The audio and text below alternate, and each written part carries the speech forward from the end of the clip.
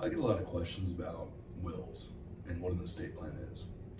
And one of the biggest misconceptions most of my clients have is that a will is designed to avoid probate. Now, that's actually the opposite of what a will does. A will is designed to instruct the court how to handle your estate after you pass away.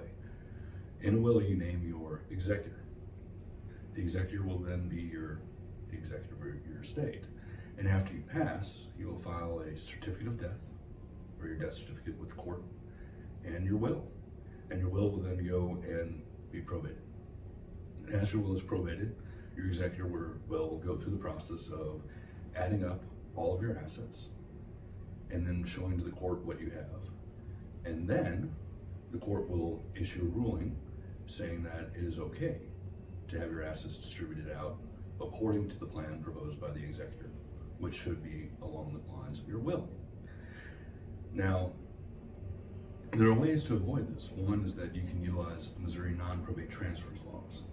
These laws allow you to transfer property upon your death. A lot of people are familiar with the idea of transferring your car title at the time you pass. So that would be on the back of the title, you sign your name, transfer on death to whoever you want.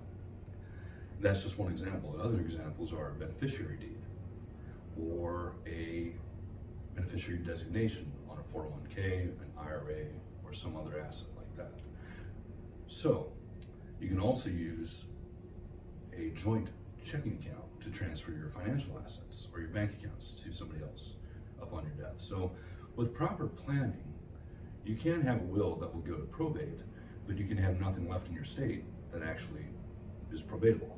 So in essence, a will can still keep you out of probate if it's done right. And if something is problematic, like if somebody can't take one of your assets or somebody predeceases you beforehand, then that asset would go in to probate with your will, and your will then instruct the court how that asset is to be distributed out. Thank you.